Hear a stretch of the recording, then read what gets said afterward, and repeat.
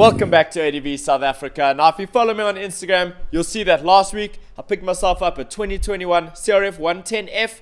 Now as you know, these aren't built for adults, so let's slap on some upgrades and get it ready for some pit bike racing. Woo!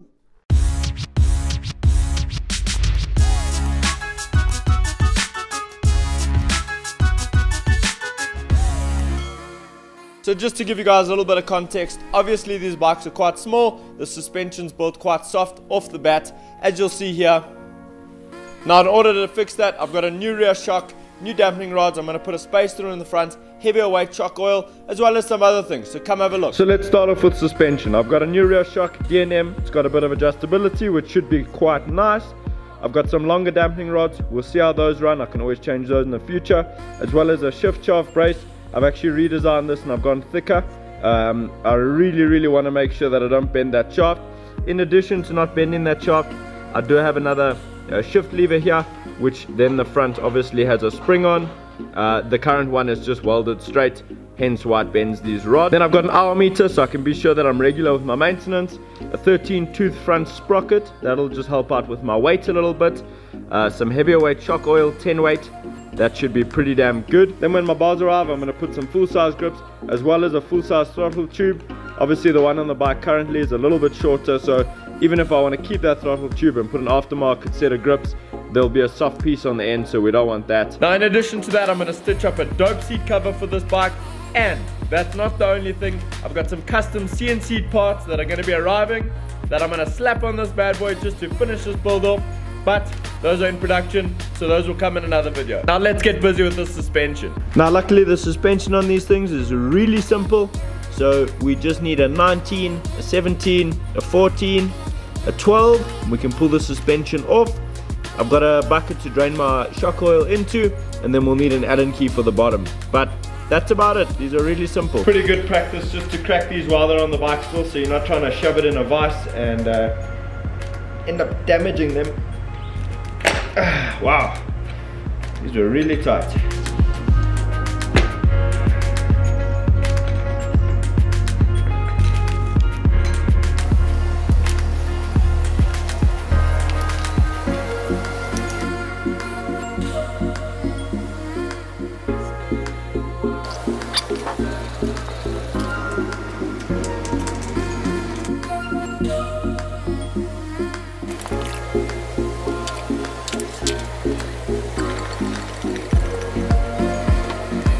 Okay, so the order is spacer, followed by a washer, followed by the spring.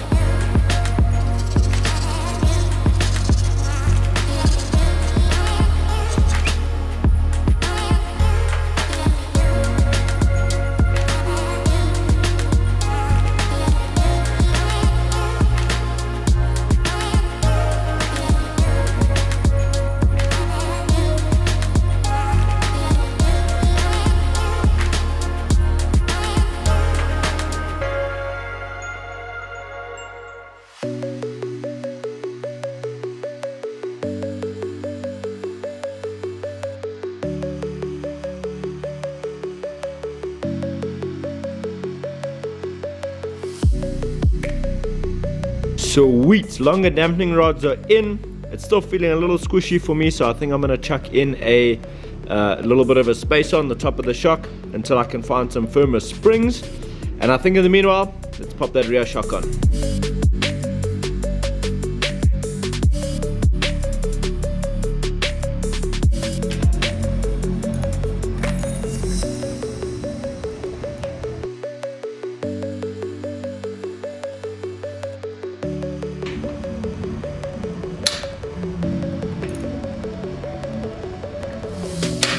There.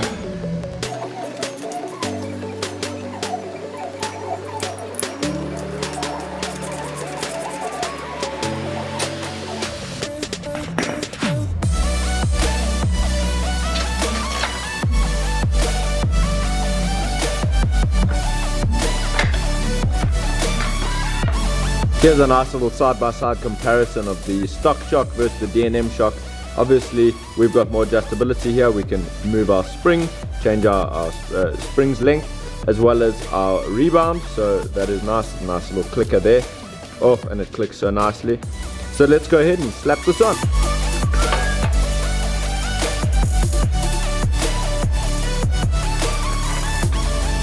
Oh yes.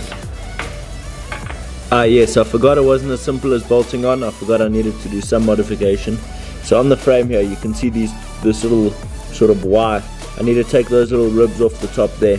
Then the new shock will fit in. So let's go ahead, remove the tank, and then we can sort that out.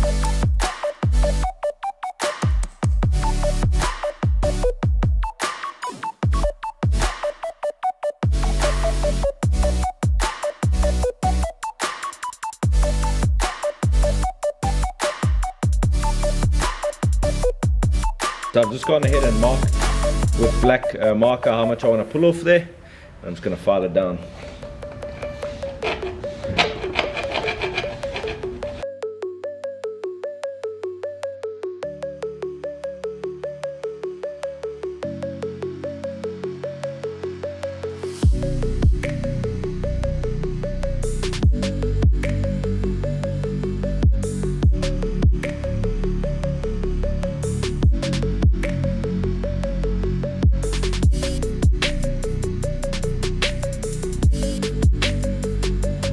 So while fairings are off, let's go ahead and fit this hour meter. I'm not too keen on drilling on the frame to mount, but if there's a nice enough spot, then I'll drill. Otherwise, I'll probably just double-sided tape and maybe some cable ties. But let's go put the hour meter on so we know that our servicing is going to be spot on. Okay, I've decided just to make up a little aluminium bracket that will bolt up to where the fairing gets held on that screw over there. And it will sit just above the coil and then grab a signal right there. And this is visible through the fairings, which looks pretty damn cool. So let's slap that on quick. So that's looking pretty cool. I'll put the fairing on just to double check and then wrap this around the coil. That's looking perfectly visible. So we can go ahead and finish the install. Oh yes!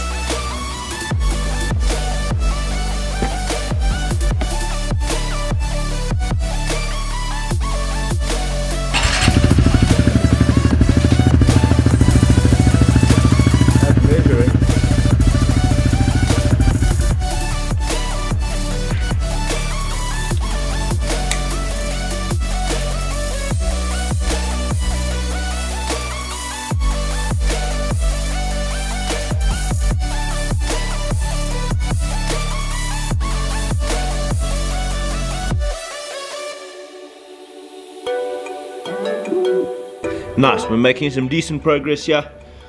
Let's slap on our shift shaft brace, new shift lever, and 13 tooth sprocket. Oh yes!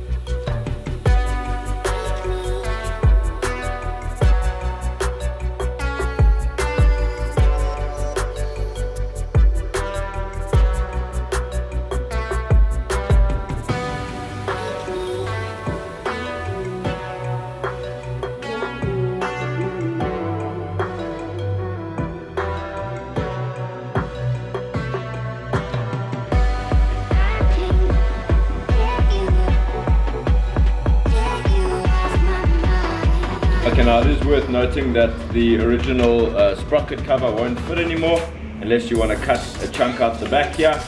It does have a sort of case saver, but it's quite thin, so I'm actually going to be manufacturing a new case saver that will fit here with the sprocket cover, and that will be able to obviously fit with the shift shaft brace in, but the shift shaft brace is the most important thing.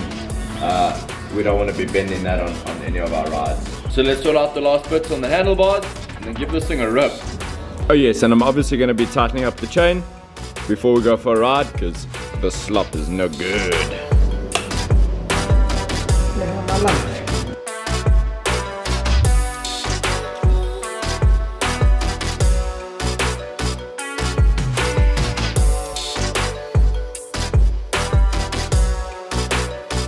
Time for a good old cup of coffee. And then the new bars are going on with all its associated hardware. Gonna move away from these children's bars. Can't wait.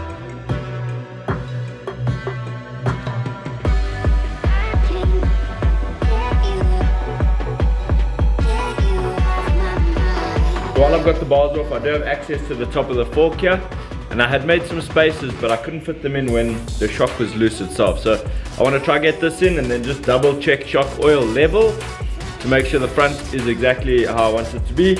It is a little bit squishy at the moment, so I'm hoping this will sort it out, and then we can slap those bars.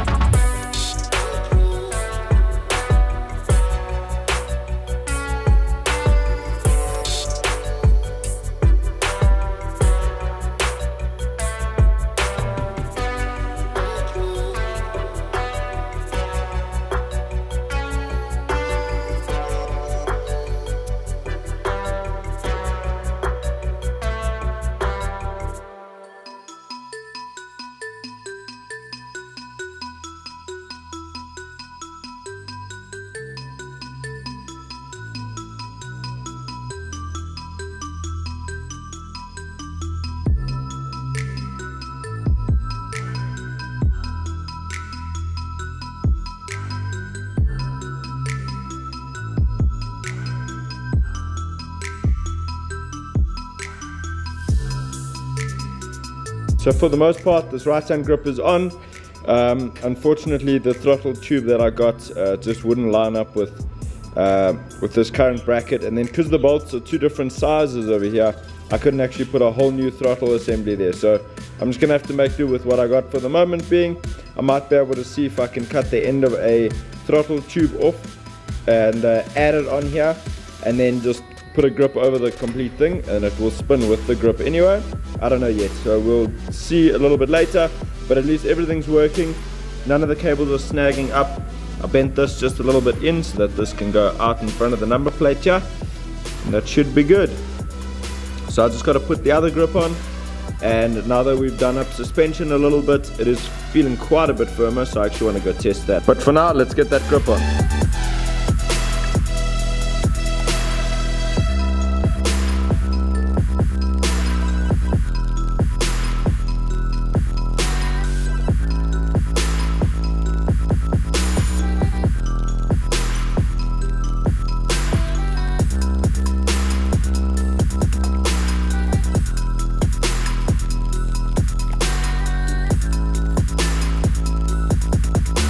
So if I line the grip up to where it should be, you can see we're about, I don't know, 15 millimeters difference. So this throttle tube needs to be a little bit longer just to accommodate the grips, just so when I bail, the end of this doesn't, you know, rip off right away. So I was gonna put this throttle tube, but it's just not gonna work. This diameter is a little bit bigger and it's just not having it. So I want to go ahead, file this down where the original grip sort of goes on. I will then cut the back end of this throttle tube off, cut the back end of this one off with a spacer, so we'll go a little bit longer, and then that will slot into that. So let's hit it with a montage.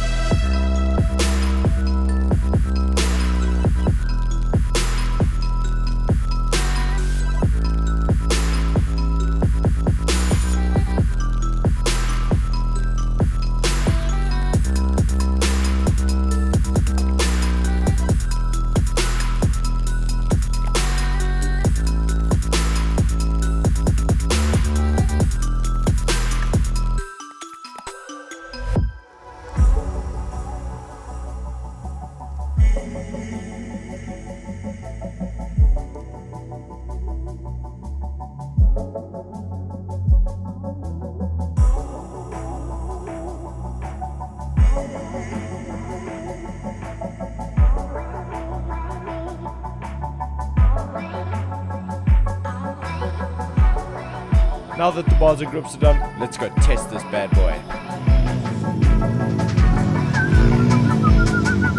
Jerk him, jerk him, jerk him, jerk him, jerk him. Woo!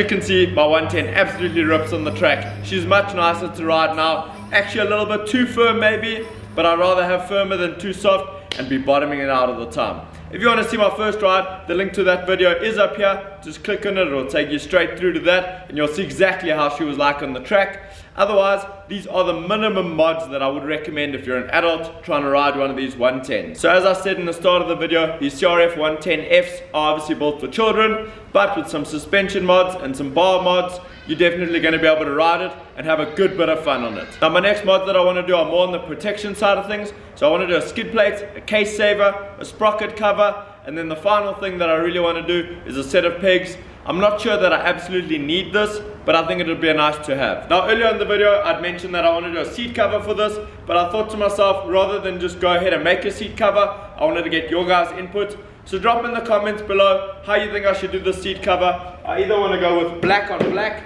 so black sides, black top with black ribs, or we do red on red, so the same thing, just with red, red, and red across, one sort of style, or we go with black and red ribs, or red with black ribs. I'll let you guys decide in the comments, and then we'll go ahead with the winner of that. So for testing purposes this weekend, I've just stitched up a bar pad cover. My new bars didn't come with a bar pad cover, just the bar over there, so I stitched one up quickly. But, and there's a good but, I've actually gone and made an LED bar conversion that will slap right onto this thing, and that will be in my next video. If it's already live, it will be linked here, and you can just click on that. Now it's going to be a super simple install. This will literally replace the bar with the bar pad. The switch goes straight onto the handlebars, and then it's just a nice fuse connection. Easy peasy, lemon squeezy. So thanks for watching this video. I hope you guys enjoyed. If you did, smash that like button, drop a comment, and remember to subscribe. I'll catch you in the next one.